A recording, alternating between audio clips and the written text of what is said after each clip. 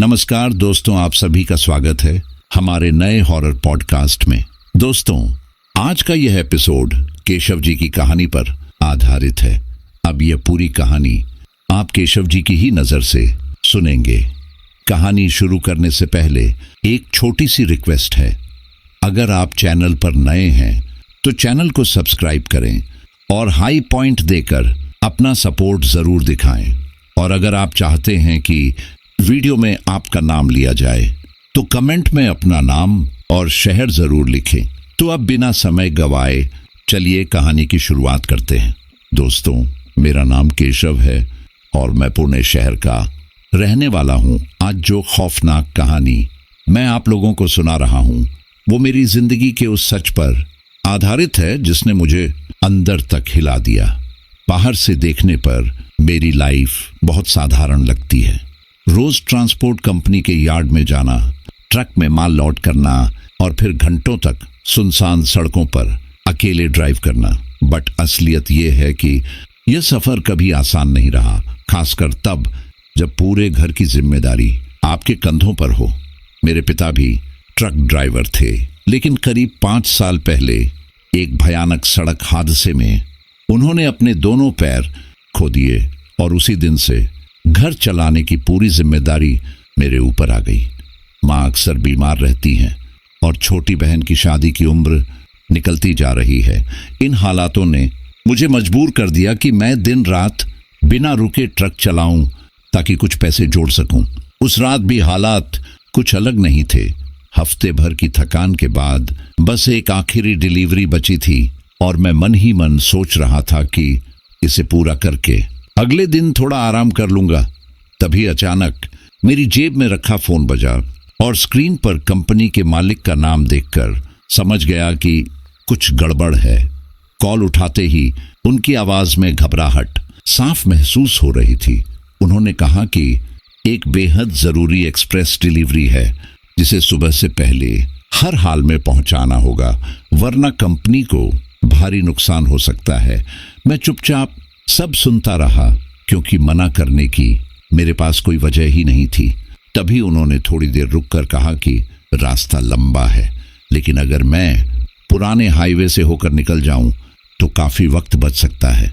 पुराने हाईवे का नाम सुनते ही मेरे दिल में अजीब सी बेचैनी दौड़ गई, क्योंकि बचपन से ही उस रास्ते के बारे में डरावनी कहानियां सुनता आया था।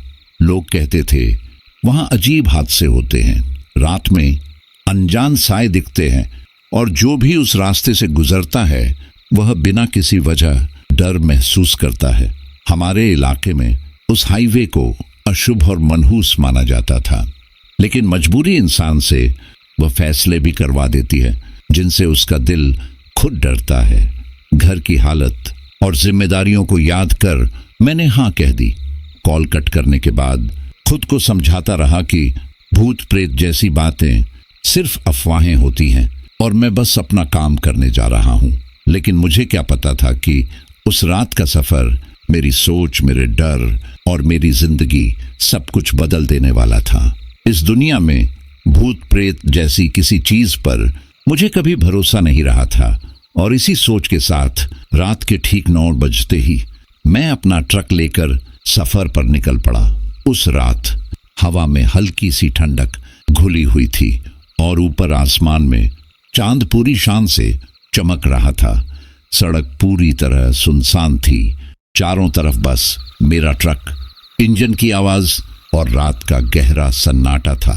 कई घंटों तक लगातार ड्राइव करने के बाद मैं धीरे धीरे हाईवे के पास पहुंच चुका था और जैसे ही मेरी नजर पुराने हाईवे के उस जंग लगे बोर्ड पर पड़ी, मेरे दिल के भीतर कहीं एक अजीब सा डर चुपचाप जन्म लेने लगा।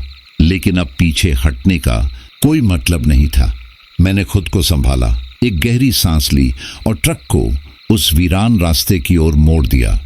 शुरुआत में सब कुछ बिल्कुल सामान्य लगा। हाईवे पूरी तरह खाली था। वैसे भी इतनी रात को वहां निकलने वाला कोई होता भी नहीं। सड़क के दोनों तरफ ऊंचे ऊंचे पेड़ खड़े थे जो अंधेरे में ऐसे दिख रहे थे मानो सन्नाटे के रखवाले हों। मगर कुछ ही किलोमीटर आगे बढ़ते ही हालात बदलने लगे। अचानक ट्रक के रेडियो में बज रहा गाना अपने आप बंद हो गया और उसकी जगह एक अजीब सी खरखराहट गूंजने लगी। मैंने चैनल बदल बदल कर देखा, लेकिन हर जगह वही बेसुरी और डराने वाली आवाज आ रही थी। परेशान होकर मैंने रेडियो ही बंद कर दिया, यह सोचकर कि शायद सिग्नल की कोई दिक्कत होगी। लेकिन असली परेशानी तो उसके बाद शुरू हुई। देखते ही देखते चारों तरफ धुंध इतनी घनी हो गई कि सामने की सड़क तक साफ दिखाई देना बंद हो गया। मजबूरन मुझे ट्रक की रफ्तार कम करनी पड़ी। अंधेरा और गहरा होता चला गया और सड़क पर लगी लाइटें जैसे कहीं गायब हो गई हो। यहाँ तक कि ट्रक की हेडलाइट्स की रोशनी भी उस धुंध में बेअसर सी लगने लगी। उस पल पहली बार मेरे अंदर डर ने अपनी पकड़ बनाई और मुझे महसूस हुआ जैसे मैं किसी अनजानी और रहस्यमयी दुनिया में घुसता जा रहा हूं। फिर भी मैंने खुद को समझाया कि यह सब मौसम की वजह से है और मैं जल्द ही अपनी मंजिल पर पहुंच जाऊंगा, बस थोड़ी देर और। लेकिन तभी सड़क के किनारे मुझे एक बूढ़ा आदमी दिखाई दिया। वह सफेद कपड़े पहने खड़ा था और उसके चेहरे पर गहरी चिंता की लकीरें साफ नजर आ रही थी। उसने मुझे हाथ उठाकर रुकने का इशारा किया। न जाने क्यों मेरे पैर खुद ब खुद ढीले पड़ गए और मैंने ट्रक की स्पीड कम करते हुए उसे उसके पास रोक दिया। पास से देखने पर वह बूढ़ा लगातार मेरी ही तरफ देख रहा था। उसकी आंखें अजीब तरह से खाली थी, जैसे उनमें कोई भावना ही न हो। उसने भारी आवाज में कहा कि रुक जा बेटा, आगे मत जा, यह रास्ता मनहूस है। मैं समझ नहीं पाया कि वह कौन है और मुझसे ऐसा क्यों कह रहा है। मैंने उसकी बात को अनसुना करने का फैसला किया और दोबारा ट्रक स्टार्ट कर आगे बढ़ने लगा। लेकिन कुछ ही दूरी पर पहुंचते ही उसके चीखने की आवाज मेरे कानों में गूंजी। वह चिल्लाकर कह रहा था कि अगर अपनी जान की परवाह है तो अभी लौट जा, आत्माएं तुझे घेर चुकी हैं और अभी भी वक्त है। उसकी आवाज साफ सुनाई दे रही थी, मगर मैंने उस पर ध्यान नहीं दिया। मुझे लगा कि वह बस कोई पागल या नशे में धुत इंसान होगा। ऐसे लोग रात के समय अक्सर सुनसान सड़कों पर मिल ही जाते हैं। मैंने ट्रक की रफ्तार और बढ़ा दी और उस अजीब बूढ़े आदमी को पीछे छोड़ दिया। लेकिन उसकी कही हुई बातें मेरे दिल के किसी कोने में गहरी बेचैनी बनकर अटक गई थी। जैसे जैसे रात और गहरी होती जा रही थी, वैसे वैसे मेरे भीतर का डर भी चुपचाप बढ़ता जा रहा था। आमतौर पर ट्रक चलाते वक्त अकेलापन महसूस होना मेरे लिए नई बात नहीं थी, लेकिन उस रात का अकेलापन कुछ अलग ही था। वह सीने पर बोझ की तरह चढ़ रहा था। बार बार ऐसा महसूस हो रहा था मानो कोई मेरे आसपास मौजूद है, मेरे बहुत पास, लेकिन नजर नहीं आ रहा। हाईवे पर आगे बढ़ते हुए मेरी उंगलियां स्टीयरिंग को इतनी जोर से पकड़ी थी कि जैसे अगर ढीली हुई तो सब कुछ बिखर जाएगा। चारों तरफ इतना सन्नाटा था कि ट्रक के इंजन की गूंज ही उस रात की इकलौती आवाज बन चुकी थी। मेरे मन में एक डरावना ख्याल बार बार उभर रहा था कि शायद कोई मेरे ट्रक के पीछे छिपा हुआ है। डरते डरते मैंने एक पल के लिए पीछे मुड़कर देखा, लेकिन वहां कुछ नहीं था, सिर्फ काला अंधेरा और फैलती धुंध। यह देखकर मैंने खुद को समझाया कि यह सिर्फ मेरा वहम है, यहां कुछ भी नहीं है। लेकिन फिर भी उस बूढ़े आदमी की आवाज मेरे कानों में गूंजती रही। आत्माएं तुझे घेर चुकी हैं। ना जाने क्यों उसके शब्द बार बार मेरे दिमाग में घूम रहे थे। शायद इसलिए क्योंकि उसके चेहरे पर जो डर और चिंता थी वो किसी आम इंसान की नहीं लगती थी। ऐसा लग रहा था जैसे उसे पहले से पता हो कि आगे क्या होने वाला है। मैंने उसके चेहरे को दिमाग से निकालने की कोशिश की और ट्रक की स्पीड और बढ़ा दी। अब मेरा एक ही मकसद था कि इस मनहूस रास्ते को जितनी जल्दी हो सके पार कर लिया जाए। कुछ देर बाद सन्नाटे और डर से ध्यान हटाने के लिए मैंने रेडियो ऑन किया ताकि मन थोड़ा हल्का हो सके। लेकिन रेडियो चालू होते ही फिर वही अजीब सी खड़खड़ाहट शुरू हो गई। मैंने सारे चैनल बदल कर देखे, लेकिन हर जगह वही टूटी फूटी आवाजें, जैसे कोई बहुत पुराना और खराब स्टेशन पकड़ में आ रहा हो। झुंझुलाकर मैंने रेडियो बंद कर दिया। सड़क पर दूर दूर तक ना कोई गाड़ी थी और ना कोई इंसान। मैं पूरी तरह अकेला था। जैसे जैसे आगे बढ़ रहा था, मुझे महसूस हुआ कि हाईवे पर एक अजीब सी ठंडक फैलती जा रही है और वो ठंड अब मेरे शरीर में चुभने लगी थी।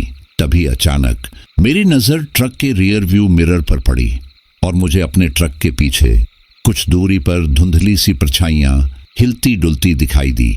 मैंने तुरंत पलट कर देखा, लेकिन वहां कुछ भी नहीं था, सिर्फ गहरा अंधेरा और भी घनी होती धुंध। उस पल मेरे दिमाग में सवाल उठा कि क्या मैं सच में यह सब देख रहा हूं या यह सिर्फ थकान और डर का असर है। इन्हीं उलझे हुए ख्यालों से जूझते हुए जैसे ही मैंने फिर से आगे सड़क की तरफ देखा, सामने का नजारा देखकर मेरे होश उड़ गए। कुछ ही दूरी पर सड़क के बिल्कुल बीचों बीच एक आदमी खड़ा था। उसने सफेद कपड़े पहने हुए थे और वह बिना पलक झपकाए मुझे घूर रहा था, बिल्कुल स्थिर, बिल्कुल खामोश, जैसे वह मेरा ही इंतजार कर रहा हो। मैं घबराकर पूरी ताकत से ब्रेक पर पैर मार बैठा, लेकिन हैरानी की बात यह थी कि सामने खड़ा वो आदमी जरा भी नहीं हिला, जैसे उसे मुझसे टकराने या मरने का कोई डर ही ना हो। मेरे मन में आया कि शायद कोई पागल होगा। ट्रक रुकते ही मैंने तुरंत खिड़की से बाहर झांक कर देखा, मगर सड़क बिल्कुल खाली थी। वहां कोई नहीं था, चारों तरफ वही सन्नाटा और धुंध। उस पल मैं पूरी तरह सन्न रह गया और मेरे दिमाग में सिर्फ यही सवाल घूमने लगा कि क्या मैंने सच में किसी को देखा था या फिर यह सब मेरे दिमाग का वहम था। अब तो डर इतना बढ़ चुका था कि मेरा पूरा शरीर कांपने लगा। मैंने अपने चेहरे को जोर से मलते हुए खुद को संभालने की कोशिश की और बार बार खुद से कहता रहा कि यह सब थकान की वजह से है। कई दिनों से ठीक से सोया नहीं हूं, इसी कारण दिमाग खेल कर रहा है। लेकिन दिल मानने को तैयार नहीं था। उस जगह की हवा में ही कुछ अजीब था। ऐसा लग रहा था जैसे कोई अनदेखी ताकत वहां मौजूद है जो मेरी हर हरकत पर नजर रखे हुए है। किसी तरह हिम्मत जुटाकर मैंने ट्रक फिर से स्टार्ट किया और आगे बढ़ने लगा। कुछ ही किलोमीटर चला होगा कि धुंध और भी घनी हो गई। अब तो सामने की सड़क भी मुश्किल से दिखाई दे रही थी। मजबूरी में मुझे ट्रक की रफ्तार और कम करनी पड़ी। चारों ओर इतना गहरा सन्नाटा था कि सांसों की आवाज तक तेज लगने लगी। ना कोई जानवर, ना कोई गाड़ी। तभी अचानक ट्रक का स्टीयरिंग अपने आप एक झटके से घूम गया। ऐसा लगा जैसे किसी और ने उसे अपनी मर्जी से घुमाने की कोशिश की हो। मैं बुरी तरह घबरा गया और पूरी ताकत से स्टीयरिंग को पकड़ लिया। मेरे मुंह से बस यही निकला कि ये सब क्या हो रहा है। कुछ ही पलों में स्टीयरिंग फिर से सीधा हो गया, लेकिन तब तक मेरे दिल की धड़कन बेकाबू हो चुकी थी और हाथ पैर बुरी तरह कांप रहे थे। डर के मारे मैंने फिर से शीशे में झांका और इस बार मन में अजीब सी आशंका थी कि कुछ ना कुछ जरूर दिखेगा, और वही हुआ। मैंने देखा कि मेरे ट्रक के पीछे सड़क पर एक छोटा सा लड़का खड़ा था, ठीक उसी जगह जहां थोड़ी देर पहले वो आदमी दिखाई दिया था। उसकी उम्र करीब 8 या 9 साल रही होगी। वो बिल्कुल चुपचाप मेरी तरफ देख रहा था। उसकी आंखें भी उतनी ही खाली और बेजान थी। मेरे दिल ने जोर से धड़कना शुरू कर दिया। मैंने खुद को यकीन दिलाने के लिए आंखें मली कि शायद मैं गलत देख रहा हूं, लेकिन जब दोबारा देखा तो वो लड़का अब भी वहीं था। मेरे मुंह से बस इतना ही निकला कि ये मेरे साथ क्या हो रहा है। एक पल के लिए मेरे मन में आया कि नीचे उतर कर देखूं, लेकिन मेरे पैर जैसे जमीन से चिपक गए हों। तभी अचानक वह लड़का मेरी आंखों के सामने ही गायब हो गया, बिल्कुल ऐसे जैसे हवा में घुल गया हो। मैं घबराकर चारों तरफ देखने लगा, लेकिन वहां कुछ भी नहीं था। उसी पल मुझे अंदर से एहसास हो गया था कि मैं अब किसी आम रास्ते पर नहीं, बल्कि आत्माओं के जाल में फंस चुका हूं। डर के मारे मैंने ट्रक की स्पीड और बढ़ा दी। मेरे दिमाग में बस एक ही ख्याल था कि किसी भी तरह मुझे यहां से निकलना है, जितनी जल्दी हो सके। और इसी घबराहट में मैं ट्रक चलाते चलाते काफी आगे निकल चुका था। लेकिन अब हालात ऐसे हो चुके थे कि मुझे अपने ही ट्रक केबिन के अंदर बैठते हुए डर लगने लगा था। बार बार दिल में एक अजीब सा एहसास उठ रहा था कि मैं इस ट्रक में बिल्कुल अकेला नहीं हूं, जैसे कोई अनदेखी मौजूदगी लगातार मेरे साथ चल रही हो। तभी अचानक पीछे वाली सीट की तरफ से किसी के रोने की आवाज आई, और वह भी इतनी साफ की जैसे कोई छोटा बच्चा ठीक मेरे पीछे बैठकर सिसक रहा हो। उस आवाज ने तो मेरी रूह तक को हिला दिया। पल पल वो रुलाई तेज होती जा रही थी और मेरा पूरा शरीर पसीने से भीग चुका था। हाथ बुरी तरह कांपने लगे थे। डरते डरते मैंने पीछे मुड़कर देखा, लेकिन वहां सिर्फ खाली सीटें थीं, कोई नहीं था। फिर भी वह रोने की आवाज लगातार मेरे कानों में गूंज रही थी। और उसी डर के बीच अचानक मैंने सामने सड़क पर देखा कि एक पूरा परिवार खड़ा है। एक आदमी, एक औरत और उनके साथ एक छोटा बच्चा। तीनों बिल्कुल बीच सड़क पर खामोशी से खड़े थे। उन्हें देखते ही मैंने पूरी ताकत से ब्रेक मार दी। ट्रक एक जोरदार झटके के साथ रुका और मेरा दिल जैसे मुंह को आ गया। मेरे दिमाग में बस यही ख्याल था कि कहीं वह लोग ट्रक के नीचे तो नहीं आ गए।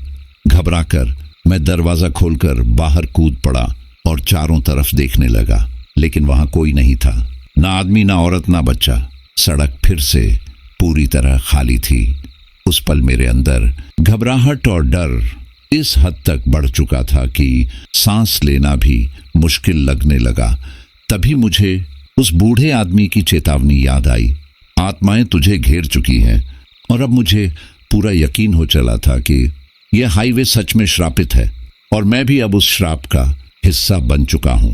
कांपते हाथों से मैं वापस ट्रक में बैठा और गाड़ी आगे बढ़ा दी। दिल इतनी तेज धड़क रहा था कि लगा अभी सीने से बाहर निकल जाएगा। मैं खुद को बार बार शांत करने की कोशिश करता रहा और दिमाग में यही सवाल घूमता रहा कि जो परिवार मैंने कुछ सेकंड पहले देखा था वो अचानक कहां गायब हो गया। कहीं ऐसा तो नहीं कि कई दिनों से बिना ठीक से सोए ड्राइव करने की वजह से मेरा दिमाग ही मुझे धोखा दे रहा हो। लेकिन यह सोच भी मुझे पूरी तरह तसल्ली नहीं दे पा रही थी। अब रात के 1 बज चुके थे। सड़क सुनसान थी और चारों तरफ वही घनी धुंध फैली हुई थी। मैंने खिड़की से बाहर देखा तो सड़क किनारे खड़े ऊंचे ऊंचे पेड़ हवा के झोंकों में हिल रहे थे और ऐसा लग रहा था मानो वो भी इस रात के सन्नाटे में कुछ कहना चाहते हो। मैंने गहरी सांस ली और अपना पूरा ध्यान ड्राइविंग पर लगाने की कोशिश की, लेकिन तभी मुझे फिर से ट्रक के अंदर किसी हलचल का एहसास हुआ। पीछे से अजीब सी सरसराहट की आवाज आने लगी। मैंने तुरंत रियर व्यू मिरर में देखा, लेकिन वहां कुछ नजर नहीं आया। नजर हटाकर फिर सड़क पर ध्यान लगाया, मगर वो आवाज बंद नहीं हुई बल्कि और तेज हो गई, जैसे कोई पीछे बैठकर जानबूझकर कुछ हिला डुला रहा हो। इन आवाजों ने मेरी धड़कन फिर से तेज कर दी। मैंने धीरे धीरे गर्दन मोड़कर पीछे देखने की कोशिश की, लेकिन वहां सिर्फ अंधेरा और खाली सीटें थीं। घबराकर मैंने अपने गले से पसीना पोंछा और खुद को संभालने के लिए ध्यान भटकाने के इरादे से रेडियो ऑन कर दिया। लेकिन जैसे ही रेडियो चालू हुआ, उसमें से फिर वही डरावनी खड़खड़ाहट की आवाज आने लगी जो इस मनहूस सफर की शुरुआत से मेरा पीछा कर रही थी।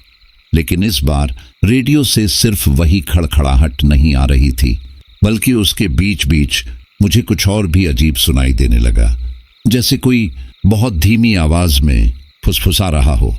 शुरुआत में मैं समझ ही नहीं पाया कि यह आवाजें कहां से आ रही हैं, लेकिन वो इतनी साफ थी जैसे कोई बिल्कुल मेरे कानों के पास झुककर धीरे धीरे बोल रहा हो। अचानक उन्हीं आवाजों के बीच एक लाइन बिल्कुल साफ सुनाई दी कि तू वापस नहीं जा सकता। यह शब्द सुनते ही मेरे होश उड़ गए। मेरे हाथ बुरी तरह कांपने लगे और दिल इतनी तेज धड़कने लगा कि लगा अभी सीना फट जाएगा। मैं घबराकर रेडियो बंद करने के लिए हाथ बढ़ाने ही वाला था कि जैसे ही मेरी उंगलियां उसके पास पहुंची, आवाज और भी तेज हो गई और फिर वही शब्द दोहराए गए कि तू वापस नहीं जा सकता। अब तक मुझे पूरा यकीन हो चुका था कि मेरे साथ कुछ बेहद गलत और डरावना हो रहा है। ऐसा लग रहा था जैसे कोई अदृश्य चीज मेरे पीछे पड़ चुकी है और अब मुझे अपना शिकार बनाने पर तुली हुई है। मैंने झटके से रेडियो बंद किया और गहरी सांस ली, लेकिन डर कम होने की बजाय और बढ़ता चला गया। अब तो उस हाईवे पर मौजूद हर चीज मुझे डरावनी लगने लगी थी। मैंने किसी तरह अपनी सांसों को काबू में किया और आगे बढ़ने की कोशिश की ही थी कि अचानक ट्रक की हेडलाइट्स फड़फड़ाने लगी। पहले रोशनी कम हुई, फिर तेज हुई और कुछ ही सेकंड में पूरी तरह बंद हो गई। अब सड़क पर चारों तरफ घुप अंधेरा छा गया था। मुझे समझ नहीं आ रहा था कि अब क्या करूं। मजबूरी में मैंने ट्रक रोक दिया, ये सोचकर कि नीचे उतरकर हेडलाइट्स चेक करनी होंगी, क्योंकि बिना रोशनी के आगे बढ़ना नामुमकिन था। लेकिन जैसे ही मैं दरवाजा खोलने ही वाला था, तभी सड़क के दूसरी तरफ धुंध के बीच कुछ हलचल दिखाई दी। मैंने गौर से देखा तो वहां एक औरत चलती हुई नजर आई। उसने सफेद कपड़े पहने हुए थे और उसकी चाल बहुत ही धीमी, अजीब और डरावनी थी। उसे देखते ही मेरे रोंगटे खड़े हो गए। मैंने तुरंत अपनी आंखें मली, यह सोचकर कि शायद फिर से मुझे वहम हो रहा है। लेकिन जब दोबारा देखा तो वह औरत अब भी वहीं थी और उसी धीमी स्थिर चाल से आगे बढ़ रही थी।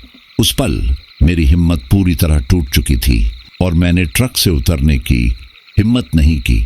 मुझे लग रहा था कि ये आत्माएं मुझे यहां से जाने नहीं देंगी। वो औरत धीरे धीरे मेरे ट्रक की तरफ बढ़ने लगी और जैसे जैसे वह पास आती गई, मेरे दिल की धड़कन और तेज होती चली गई। डर के मारे मैंने ट्रक की सारी खिड़कियां और दरवाजे अंदर से बंद कर लिए।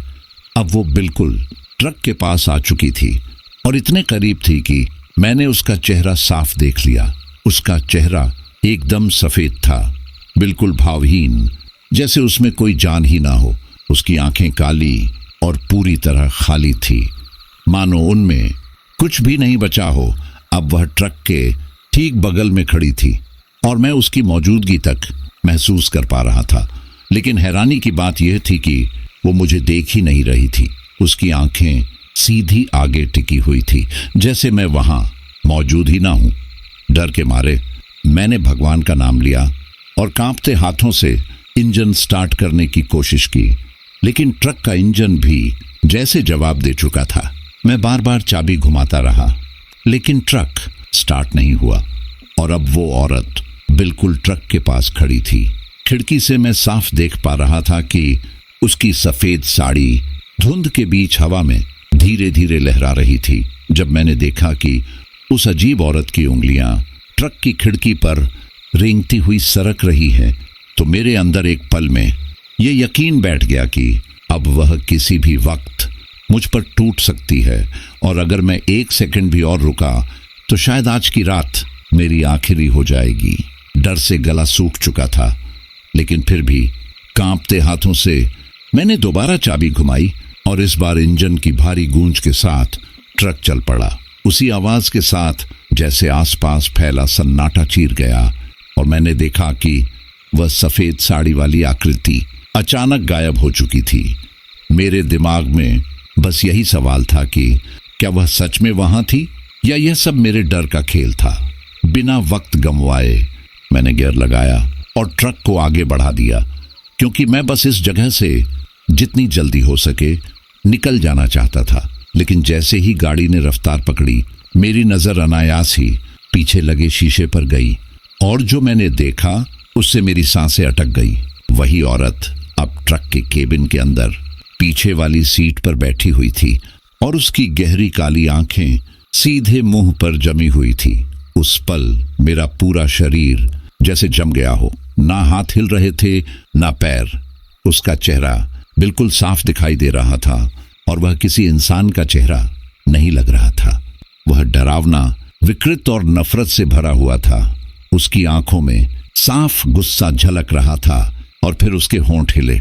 एक भारी और ठंडी आवाज गूंजी कि मैं यहां से नहीं बच सकता।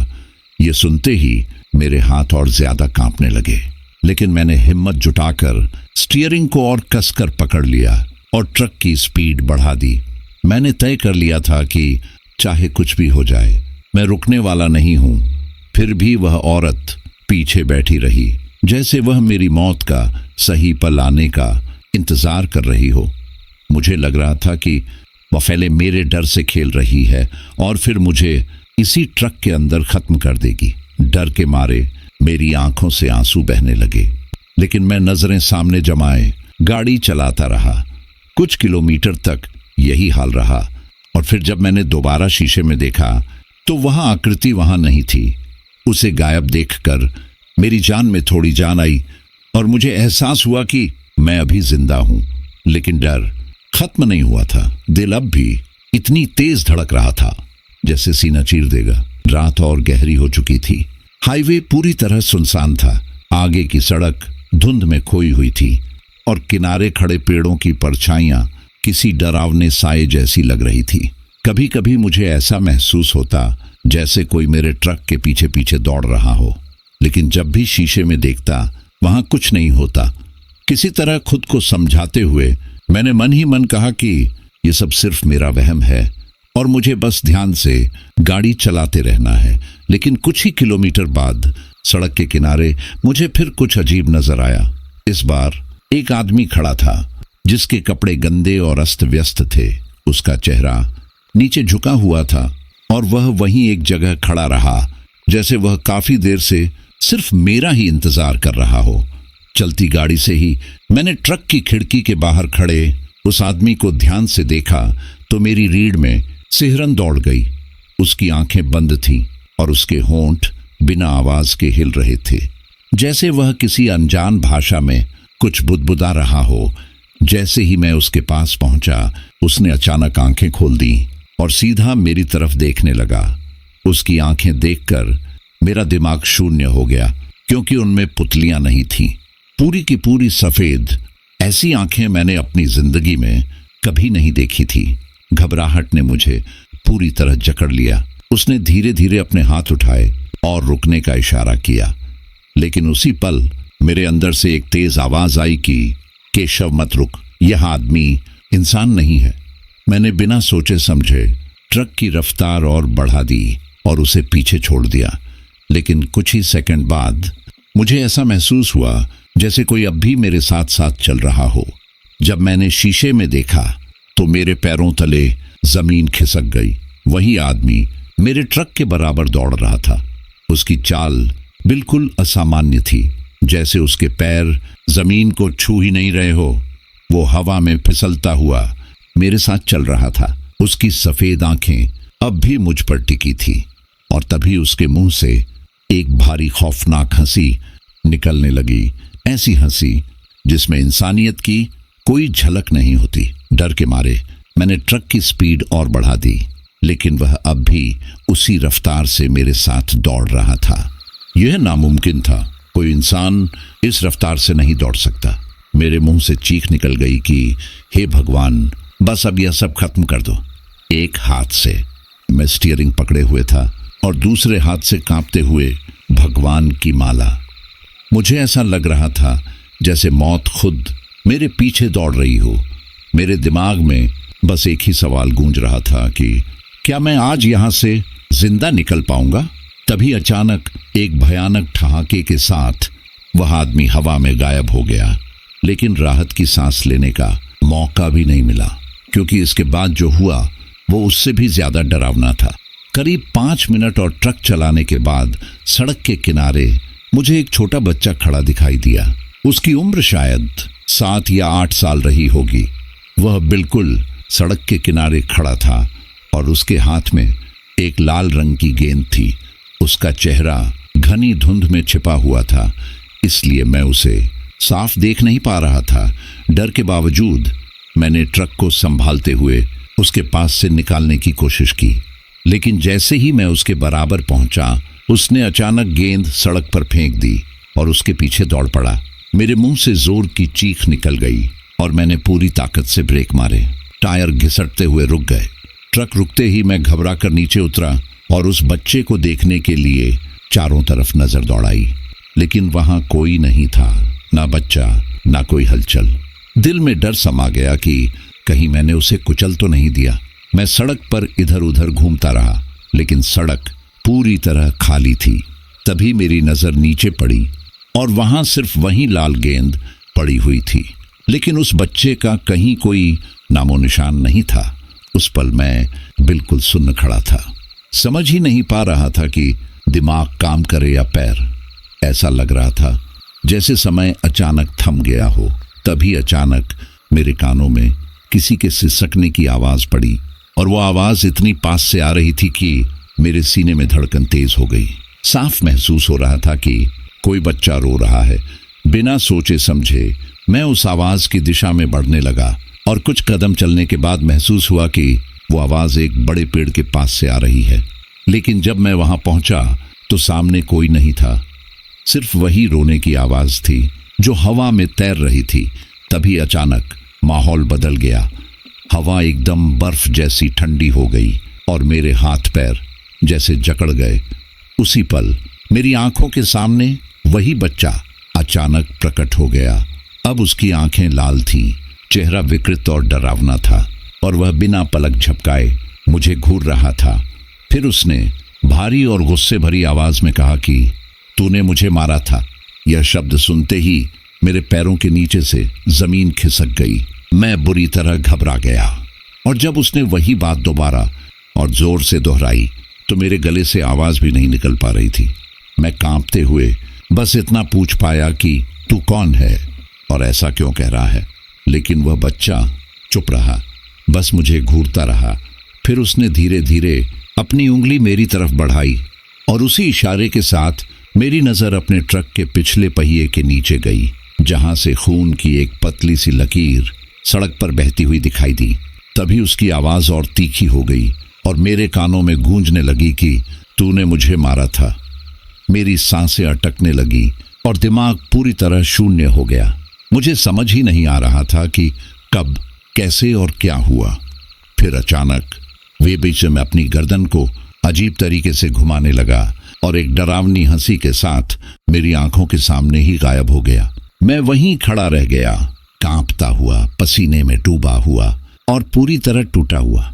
किसी तरह खुद को संभालते हुए मैं दौड़कर ट्रक तक पहुंचा, क्योंकि अब इस हाईवे से निकलना मेरे लिए जरूरी नहीं बल्कि मजबूरी बन चुका था।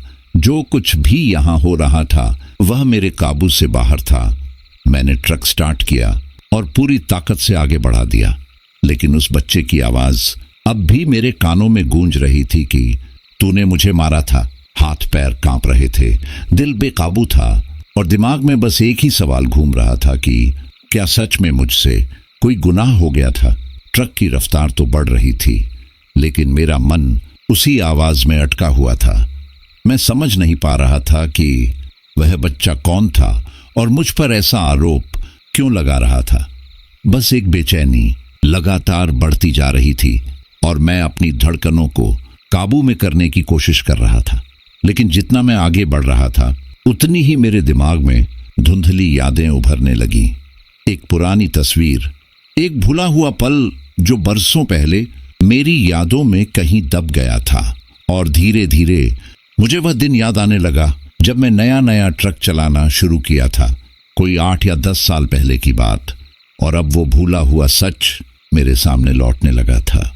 धीरे धीरे मेरे दिमाग के अंदर एक बंद दरवाजा खुलने लगा और उस रात की तस्वीरें साफ होती चली गई।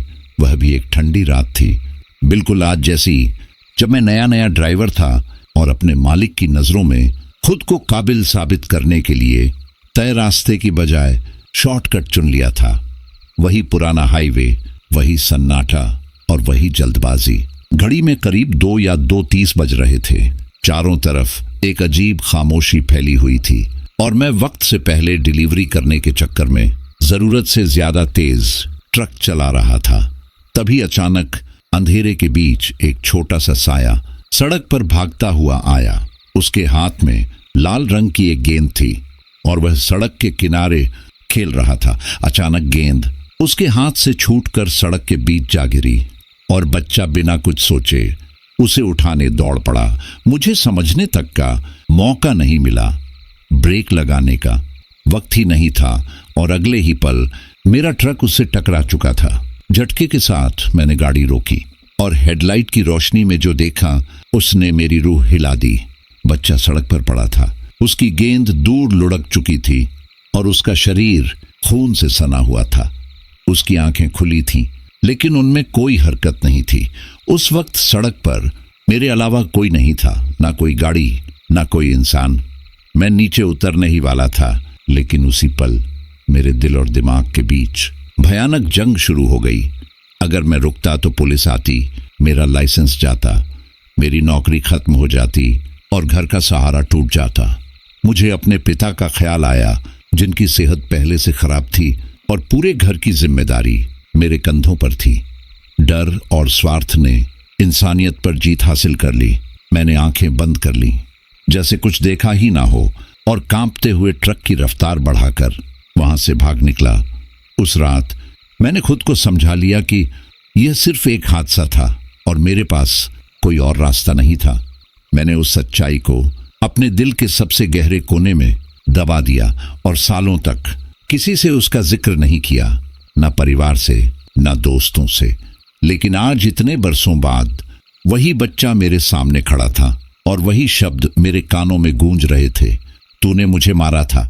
अब मुझे समझ आ चुका था कि वह कौन था, और यह हाईवे मुझे उसी पाप की याद दिलाने के लिए मेरे सामने खड़ा हो गया था, जिस सजा से मैं सालों तक भागता रहा। मेरी सांसें तेज हो रही थीं, दिल बुरी तरह धड़क रहा था और मुझे एहसास हो चुका था कि यह रास्ता मुझे मेरे किए की कीमत चुकाने के लिए मजबूर कर रहा है। अब मेरे दिमाग में सिर्फ एक ही सवाल घूम रहा था कि क्या आज की रात मुझे मेरे गुनाह की आखिरी सजा मिलने वाली है। मेरे दिमाग में एक ही सवाल हथौड़े की तरह बज रहा था कि क्या मैं आज इस हाईवे से जिंदा निकल भी पाऊंगा या नहीं। और उसी के साथ अपराध बोध ने मुझे अंदर से तोड़ना शुरू कर दिया। मैंने खुद से बार बार पूछा कि मैंने उस मासूम बच्चे को वहां छोड़कर क्यों भागना चुना। लेकिन अब यह सवाल बेकार थे, क्योंकि सच यही था कि मैंने एक जान ली थी और अब उसकी आत्मा मुझे मेरे की कीमत चुकाने आ चुकी थी। मैंने ट्रक की रफ्तार बढ़ाई, लेकिन अजीब बात यह थी कि मुझे लग ही नहीं रहा था कि मैं आगे बढ़ रहा हूं। ऐसा महसूस हो रहा था जैसे मैं एक ही जगह पर चक्कर काट रहा हूं। हर मोड़, हर दृश्य एक जैसा लगने लगा और मेरी घबराहट पागलपन की हद तक पहुंचने लगी। अचानक मैंने ट्रक को सड़क के किनारे रोक दिया, क्योंकि अब मुझ में आगे जाने की हिम्मत ही नहीं बची थी। मन कर रहा था कि सब कुछ छोड़कर कहीं भाग जाऊं, लेकिन भागता भी तो कहां। हर तरफ वही अनदेखी परछाइयों का एहसास था, जैसे कुछ लगातार मेरा पीछा कर रहा हो। मैं ट्रक से उतरने लगा तो जैसे ही पैर जमीन पर रखा, मुझे ऐसा लगा कि किसी ने मुझे वहीं रोक लिया हो। हवा में अजीब सा बोझ था।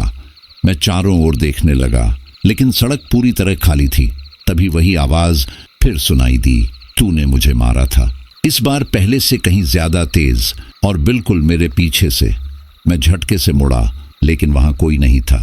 अब मैं पूरी तरह टूट चुका था और मुझे यकीन हो गया था कि अगर मैं यहां और एक पल भी रुका तो या तो मर जाऊंगा या पूरी तरह पागल हो जाऊंगा।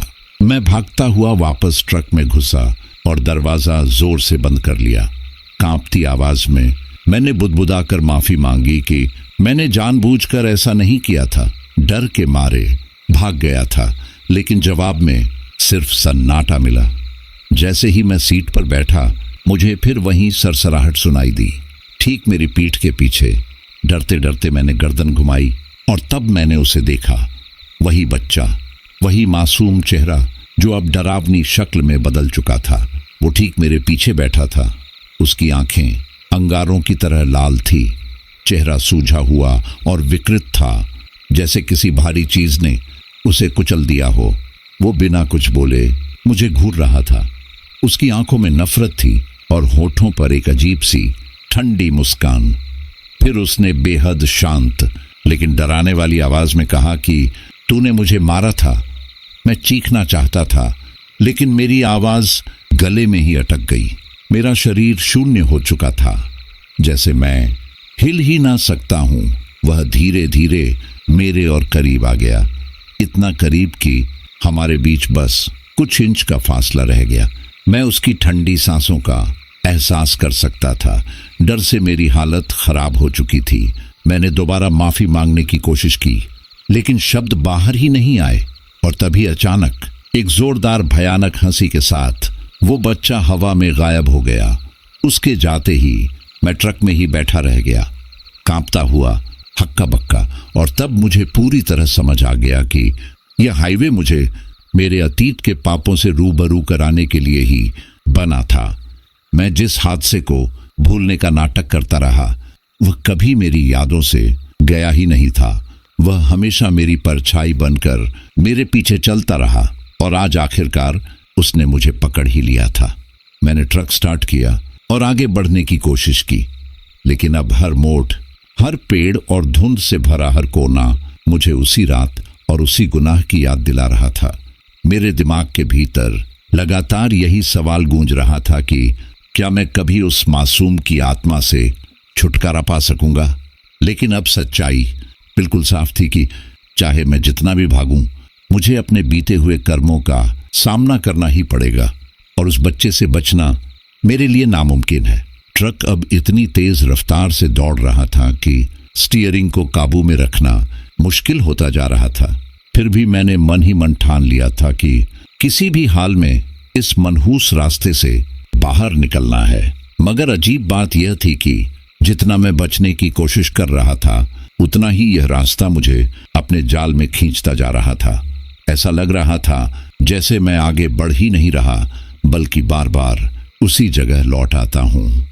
उस बच्चे की डरावनी छवि मेरे दिमाग में गहराई से बैठ चुकी थी और उसकी आवाज मेरे कानों में बार बार गूंज रही थी कि मैंने उसे मारा है। मुझे समझ नहीं आ रहा था कि इस खौफनाक सफर का अंत कैसे होगा, क्योंकि हर दिशा से अतीत की वही सच्चाई मुझे वापस खींच रही थी। तभी जैसे ही मैं एक और मोड़ पार करने वाला था, ट्रक का इंजन अचानक एक झटके के साथ बंद हो गया। हेडलाइट्स बुझ गई और पल भर में चारों तरफ घना अंधेरा छा गया। मेरी धड़कनें बेकाबू हो गई और मुझे लगा कि अब शायद सब खत्म हो चुका है। मैंने घबराकर बार बार इंजन स्टार्ट करने की कोशिश की, लेकिन ट्रक ने साथ नहीं दिया। केबिन के अंदर ऐसा सन्नाटा था मानो किसी ने वक्त को ही रोक दिया हो, और उस खामोशी में सिर्फ एरी तेज सांसों की आवाज सुनाई दे रही थी। तभी मुझे एहसास हुआ कि मैं इस ट्रक में अकेला नहीं हूं। मेरी पीठ के पीछे से ठंडी हवा का झोंका आया, जैसे कोई बिल्कुल मेरे पीछे खड़ा हो। दिल कह रहा था कि पीछे मत देख, लेकिन तभी मुझे ऐसा महसूस हुआ जैसे किसी ने हल्के से मेरे कंधे को छू लिया हो। कांपते हुए मैंने हिम्मत जुटाई और धीरे धीरे गर्दन घुमाई, और जो दृश्य मेरी आंखों के सामने आया उसने मेरे शरीर को शून्य कर दिया। पिछली सीट पर वही बच्चा फिर से बैठा था, लेकिन इस बार उसकी हालत और भी भयावह थी। उसकी आंखों के गड्ढे गहरे लाल थे, जैसे उनमें से खून रिस रहा हो। चेहरा सूजा हुआ था और उस पर गहरे घावों के निशान थे, मानो हादसे के बाद भी वही दर्द उसके साथ चिपका हुआ हो। उसने धीमी लेकिन डरावनी हंसी के साथ कहा कि मैं यहां से बचकर नहीं जा सकता। उसकी आवाज सुनते ही मेरे रोंगटे खड़े हो गए और गला पूरी तरह सूख गया। मैं कुछ बोल नहीं पाया, बस उसे देखता रह गया। तभी अचानक ट्रक की खिड़कियों पर जोर जोर से धमाके होने लगे। ऐसा लग रहा था जैसे बाहर से कोई मुट्ठियों और हथेलियों से शीशे पीट रहा हो। मैं घबराकर खिड़की की तरफ देखने लगा, लेकिन वहां कोई दिखाई नहीं दिया। फिर भी आवाजें और तेज होती चली गई, कभी एक तरफ कभी दूसरी तरफ, जैसे दर्जनों हाथ एक साथ ट्रक पर टूट पड़े हो। खिड़कियां कांप रही थी, पूरा ट्रक हिलने लगा था, और उस पल मुझे एहसास हो गया कि यह सिर्फ डर नहीं था, बल्कि मेरे अतीत का वही पाप अब पूरी ताकत से मुझे घेर चुका था।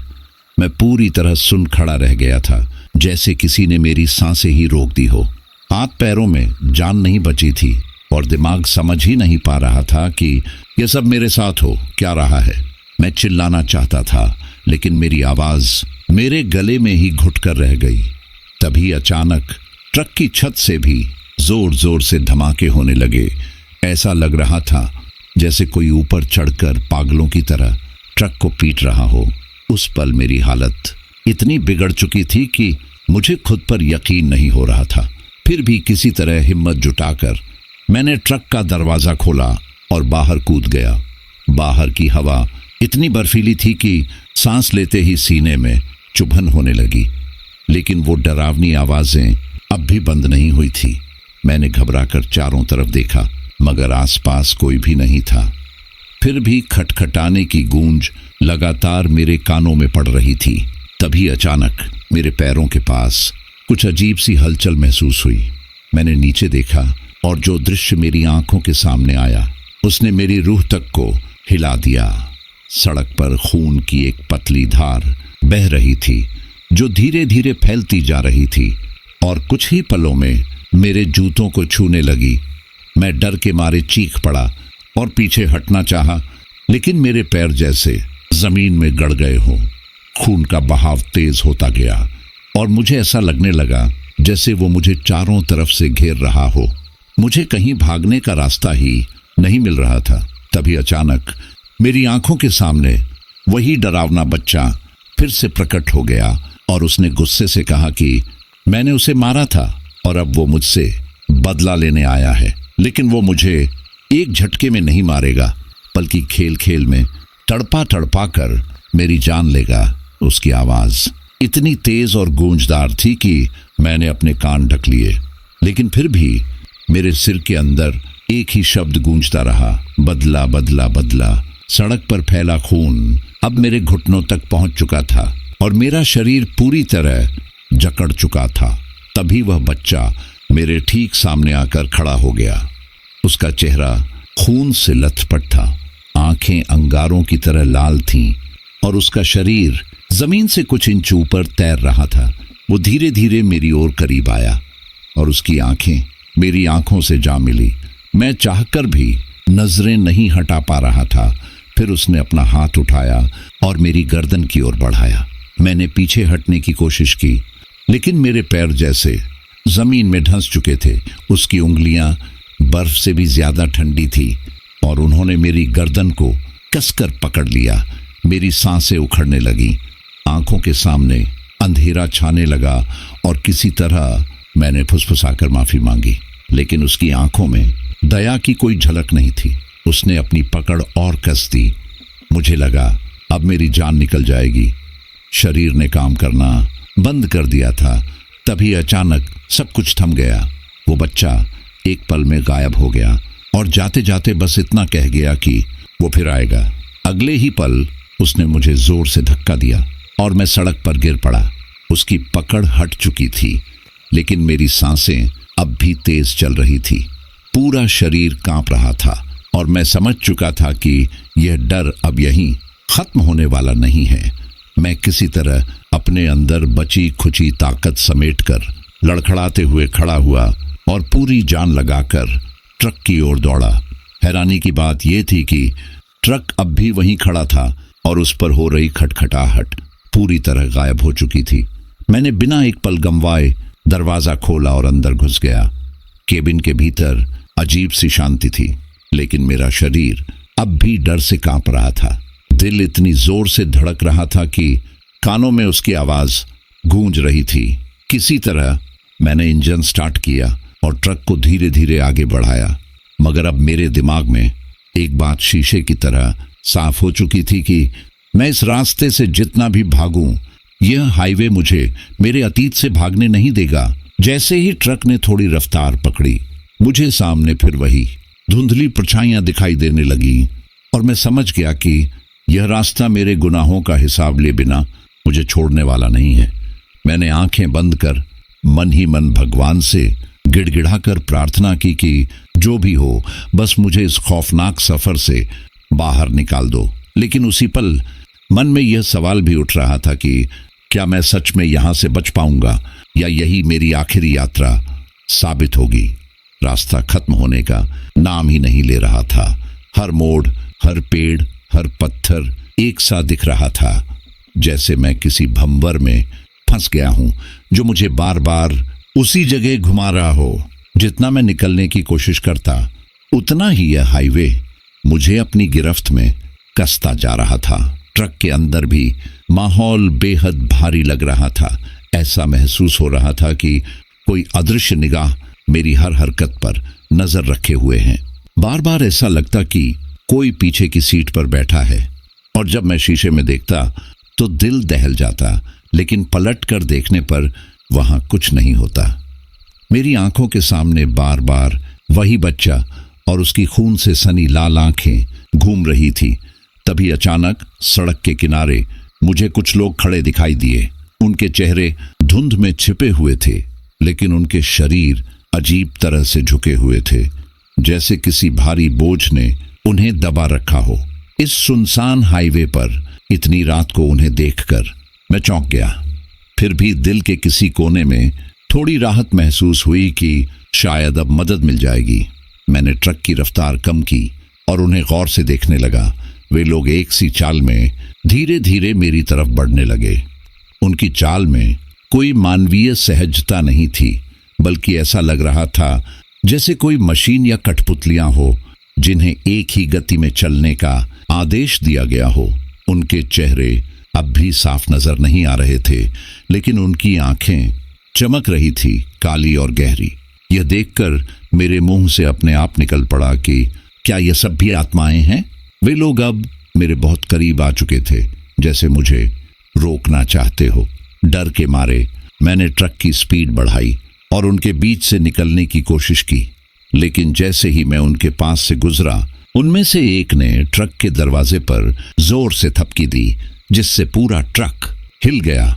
मैं कांपते हाथों से शीशे में देखने लगा, और जो मैंने देखा उससे मेरी हालत और खराब हो गई। वे लोग अब भी सड़क के किनारे खड़े थे और एक तक मुझे घूर रहे थे, और मेरे दिमाग में बस एक ही सवाल घूम रहा था कि आखिर मेरे साथ यह सब हो क्या रहा है। मेरे हंठ अपने आप हिलने लगे और मैं खुद से ही बुदबुदाने लगा, क्योंकि अब मेरी समझ से बिल्कुल बाहर हो चुका था कि ये डरावनी घटनाएं आखिर कब थमने वाली हैं। तभी अचानक एक बार फिर ट्रक का इंजन झटके के साथ बंद हो गया, और यह देखते ही मेरे पैरों तले जमीन खिसक गई। मैंने बार बार चाबी घुमाकर इंजन चालू करने की कोशिश की, लेकिन ट्रक ने जैसे पूरी तरह जवाब दे दिया हो। बाहर का अंधेरा पहले से कहीं ज्यादा गाढ़ा हो चुका था, और दूर दूर तक किसी रोशनी का नामो निशान नहीं था। मजबूरी में मैंने एक गहरी सांस ली और खुद को समझाते हुए ट्रक के अंदर ही बैठा रहा कि शायद इसी तरह रात काटनी पड़ेगी और सुबह कुछ सोचा जाएगा। लेकिन तभी मेरे दिल की धड़कन तेज हो गई, क्योंकि मुझे साफ महसूस हुआ कि मैं अब भी अकेला नहीं हूं। पहले एक हल्की सी सरसराहट सुनाई दी, और फिर पीछे से पैरों की आहट। डरते डरते जब मैंने पलट कर देखा तो मेरी हालत खराब हो गई। पिछली सीट पर वहीं बच्चा बैठा था, लेकिन इस बार वह अकेला नहीं था। उसके साथ कई और आकृतियां मौजूद थीं। वही लोग जिन्हें मैंने कुछ देर पहले सड़क के किनारे खड़ा देखा था, अब उनके चेहरे पूरी तरह साफ दिखाई दे रहे थे, और उन्हें देखकर मेरी रूह कांप उठी। सबके चेहरे अलग थे, लेकिन एक बात सब में एक जैसी थी। वे सभी बुरी तरह कुचले हुए थे, जैसे किसी सड़क हादसे ने उन्हें बेरहमी से रौंद दिया हो। उनके कटे फटे चेहरों पर जमी नफरत साफ झलक रही थी। तभी उस बच्चे की भारी और सिहरन पैदा करने वाली आवाज गूंजी कि मैं यहां से बचकर नहीं जा सकता। उसकी बात सुनते ही मेरी रीढ़ में सिहरन दौड़ गई। वे सब मुझे ऐसे घूर रहे थे जैसे बस सही पल का इंतजार हो।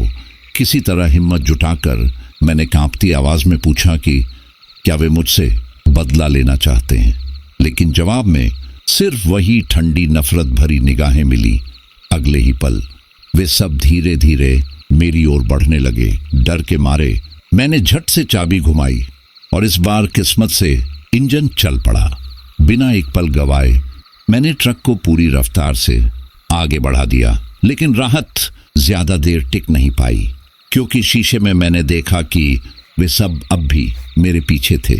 सड़क पर वे मेरे ट्रक के पीछे दौड़ रहे थे और उनकी चाल किसी इंसान जैसी नहीं बल्कि हवा में तैरती हुई लग रही थी। उनकी आंखें अब भी मुझ पर टिकी थी और चेहरों पर भयानक मुस्कान फैली हुई थी।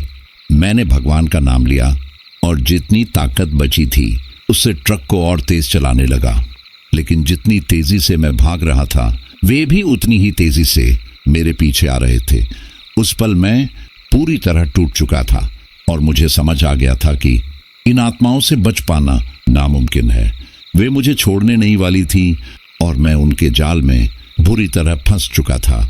मुझे यकीन होने लगा था कि यही मेरा अंत है। लेकिन तभी अचानक सड़क के किनारे मेरी नजर एक हल्की सी उजास की किरण पर पड़ी। मैंने ध्यान से उस ओर देखा तो वहां एक वृद्ध साधु खड़े दिखाई दिए। उनके हाथ में त्रिशूल था और उनके शरीर से एक अलग ही तेज निकल रहा था। वे सीधे मेरी तरफ देख रहे थे और उनके चेहरे पर एक अजीब सी गहरी शांति थी, जैसे इस अंधेरे के बीच वही आखिरी उम्मीद बनकर खड़े हो। उन्हें देखते ही मेरे मन में यह पक्का विश्वास जाग गया कि शायद यही वह आखिरी सहारा है जो मुझे इस मनहूस रास्ते से बाहर निकाल सकते हैं। इसी उम्मीद में मैंने झटके से ट्रक रोका और बिना कुछ सोचे समझे नीचे उतरकर उनकी तरफ दौड़ पड़ा। ठंडी हवा ने चेहरे को जैसे चाबुक की तरह मारा, लेकिन मेरी आंखें सिर्फ उसी साधु पर टिकी हुई थी। उनकी लंबी सफेद दाढ़ी, गेरुए वस्त्र, हाथ में पकड़ा त्रिशूल और माथे पर लगा भूत का टीका उन्हें किसी आम इंसान से अलग बना रहा था। उनकी आंखों में अजीब सी शांति थी, लेकिन साथ ही ऐसी गहराई भी मानो वे मेरे जीवन का हर सच, मेरा अतीत और मेरे गुनाह पहले से जानते हो। जैसे जैसे मैं उनकी ओर बढ़ रहा था मेरे कदम भारी होते जा रहे थे। ऐसा लग रहा था मानो कोई अनदेखी ताकत मुझे पीछे खींचने की कोशिश कर रही हो। फिर भी उस साधु को देखकर मेरे भीतर उम्मीद की एक आखिरी लौ जल उठी और मुझे यकीन हो गया कि वही मुझे इन भटकती आत्माओं से बचा सकते हैं। मैं हांफता हुआ उनके पास पहुंचा और कांपती आवाज में बस इतना ही कह पाया कि बाबा मुझे बचा लीजिए। साधु ने बहुत शांति से मेरी ओर देखा, बिना कोई हड़बड़ी दिखाए अपना त्रिशूल जमीन पर टिकाया और गहरी स्थिर आवाज में बोले कि बेटा तू डर के साए में जी रहा है। उनकी आवाज में ऐसी ताकत थी कि वह मेरे भीतर तक उतर गई।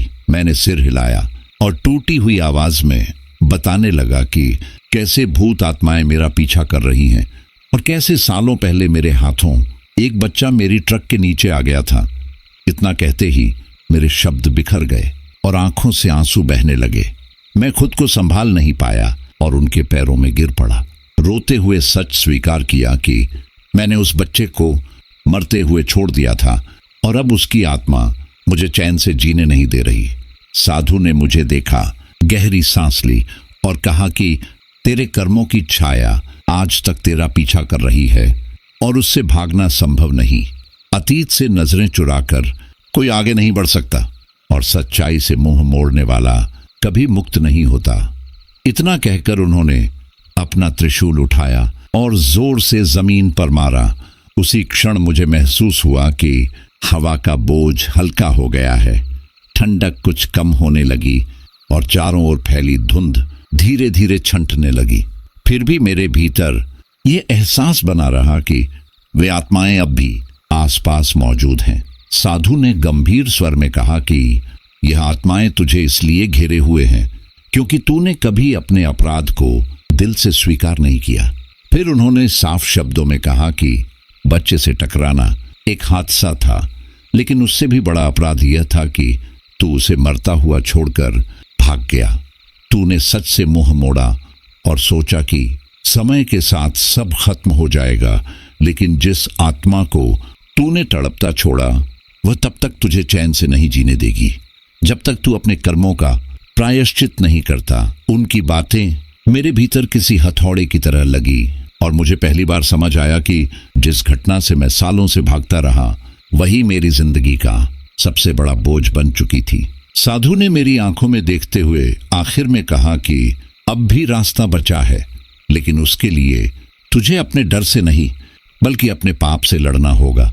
उनकी बात सुनते ही मेरे सीने पर जैसे कोई भारी पत्थर रख दिया गया हो और पहली बार दिल के भीतर सच्चा पछतावा उमड़कर बाहर आने लगा। मैंने खुद को संभालते हुए कांपती आवाज में उनसे पूछा कि मैं यह प्रायश्चित आखिर करूं तो कैसे।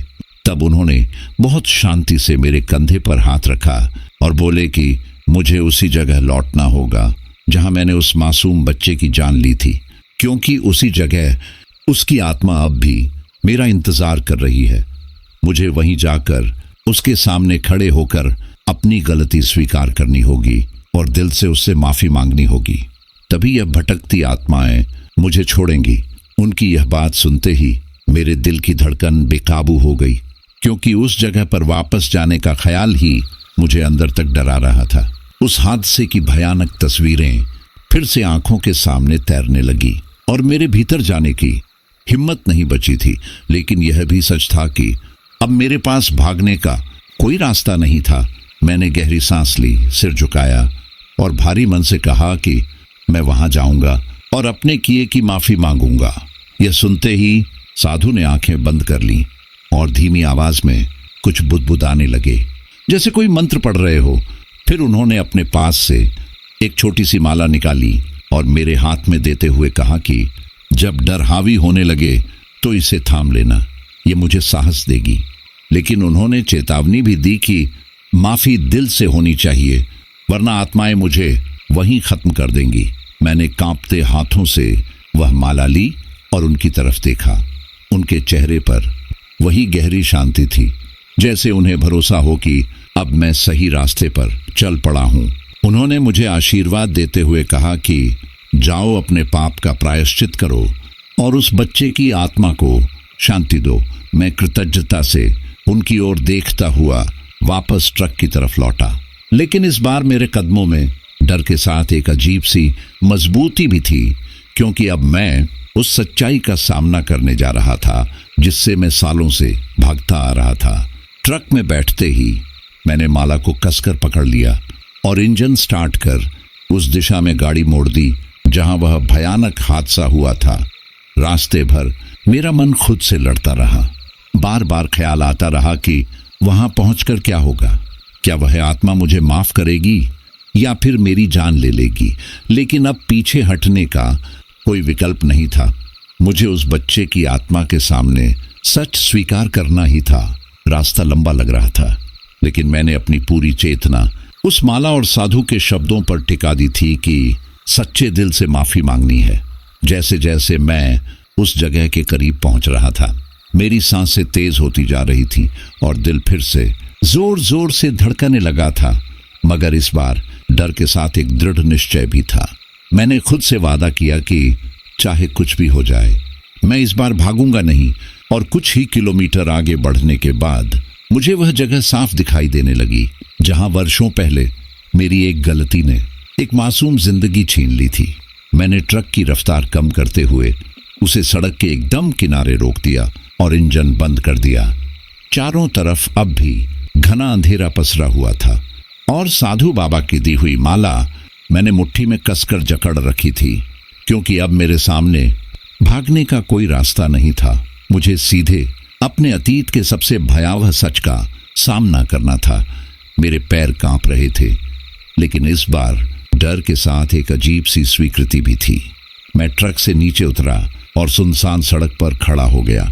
चारों ओर न कोई रोशनी थी, न कोई आवाज। हवा में एक भारी सा दबाव था, जैसे पूरी जगह मुझसे यही कह रही हो कि अब वक्त आ गया है सच से आंखें मिलाने का। मैंने उस जगह की तरफ देखा जहां सालों पहले वह हादसा हुआ था, और हैरानी की बात यह थी कि सब कुछ वैसा ही दिख रहा था। वही टूटी सड़क, वही पेड़ और वही गड्ढा, जैसे समय वहीं थम गया हो और मेरा इंतजार कर रहा हो। मैं धीरे धीरे उस जगह की ओर बढ़ा और हर कदम के साथ दिल की धड़कन तेज होती चली गई। जब मैं ठीक उसी जगह पहुंचा जहां उस रात सब कुछ बदल गया था, तभी अचानक हवा तेज हो गई, अंधेरा और गाढ़ा होने लगा और मुझे ऐसा महसूस हुआ जैसे उस अंधेरे में कुछ जाग रहा हो। उसी पल मेरे सामने एक काला सा आकार उभरने लगा, जिसे देखकर मेरी सांस अटक गई। वह साया धीरे धीरे इंसानी शक्ल लेने लगा और कुछ ही पलों में मैं पहचान गया कि वह वही बच्चा था जिसकी जान मेरे हाथों चली गई थी। उसकी आत्मा मेरे सामने खड़ी थी। आंखें अब भी लाल थीं, लेकिन उनमें अब मासूमियत के साथ दर्द और गुस्सा भी साफ छलक रहा था। वह बिना कुछ बोले मुझे देख रहा था और उसकी खामोशी मुझसे 1000 सवाल कर रही थी कि आखिर क्यों मैंने ऐसा किया। उस नजर को सह पाना मेरे लिए नामुमकिन हो गया और मैं वहीं उसके सामने घुटनों के बल गिर पड़ा। मेरी आंखों से आंसू बहने लगे और मैंने कांपते हाथ जोड़कर उससे माफी मांगी। मैंने कहा कि मैंने उसे जानबूझकर नुकसान नहीं पहुंचाया था। वह अचानक खेलते हुए सड़क पर आ गया था और मुझे ट्रक रोकने का मौका ही नहीं मिला। उसी हादसे में उसकी जान चली गई। लेकिन मैंने यह भी स्वीकार किया कि उससे भी बड़ा गुनाह मैंने डर के मारे किया। जब मैं उसे वहां मरता हुआ छोड़कर भाग गया, मुझे पुलिस, जेल और अपने परिवार की चिंता ने इंसानियत से अंधा कर दिया था और उसी डर ने मुझसे वह फैसला करवा दिया जिसकी सजा मैं आज तक भुगत रहा हूं। मैंने रोते हुए कहा कि मैंने उसकी जिंदगी छीन ली और अब उसी पाप का बोझ मेरी आत्मा को कुचल रहा है। मेरी बात खत्म होने के बाद भी वह आत्मा चुपचाप खड़ी रही। उसकी आंखें अब भी मुझ पर टिकी थी और उस खामोशी में मुझे एहसास हो रहा था कि असली फैसला अब उसके हाथ में है। मैंने कांपती हुई आवाज में उससे कहा कि मैं अब उसके सामने पूरे दिल से माफी मांगने आया हूं और बस यही चाहता हूं कि वह मुझे क्षमा कर दे। इतना कहकर मैंने साधु बाबा की दी हुई माला को पूरी ताकत से पकड़ लिया और अपनी आंखें बंद कर ली। उस पल हवा और भी ठंडी हो गई थी, लेकिन मेरे भीतर कहीं ना कहीं एक छोटी सी उम्मीद अब भी जिंदा थी कि शायद आज मुझे माफ कर दिया जाएगा। कुछ पलों बाद अचानक सब कुछ शांत हो गया। हवा की सिहरन थम गई और उस अजीब भारीपन का एहसास भी खत्म होने लगा। मैंने धीरे धीरे आंखें खोली तो देखा कि वह बच्चा अब भी मेरे सामने खड़ा था, लेकिन इस बार उसकी आंखों में गुस्से की जगह एक अजीब सी नरमी उतर आई थी। उसका शरीर पहले से हल्का और धुंधला लग रहा था, मानो वह धीरे धीरे हवा में घुल रहा हो। उसके होंठ हिले और बहुत शांत स्वर में उसने कहा कि अब उसे शांति मिल गई है। यह सुनते ही मेरी आंखों से आंसू बह निकले और मेरे सीने पर रखा हुआ बरसों पुराना बोझ जैसे एक पल में उतर गया। वह आत्मा मेरी आंखों के सामने धीरे धीरे विलीन हो गई और उसके साथ ही उस जगह का सारा डर, सारा अंधकार और वह भारी माहौल भी खत्म हो गया। हवा अब बिल्कुल सामान्य थी और रात की खामोशी में अब डर नहीं बल्कि सुकून था। मुझे ऐसा महसूस हुआ जैसे उस बच्चे की माफी ने मेरे भीतर जमे अपराध बोध को धो दिया हो। मैंने अपने हाथ में पकड़ी माला की तरफ देखा और मन ही मन साधु बाबा का धन्यवाद किया, क्योंकि अगर वह उस वक्त मेरी जिंदगी में ना आते तो शायद मैं इस श्राप से कभी बाहर नहीं निकल पाता।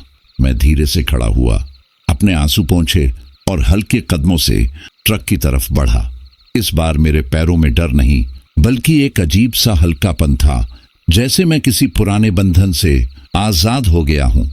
ट्रक में बैठकर मैंने इंजन स्टार्ट किया और इस बार ट्रक बिना किसी रुकावट के चल पड़ा, मानो यह सफर भी अब खत्म होने को तैयार था।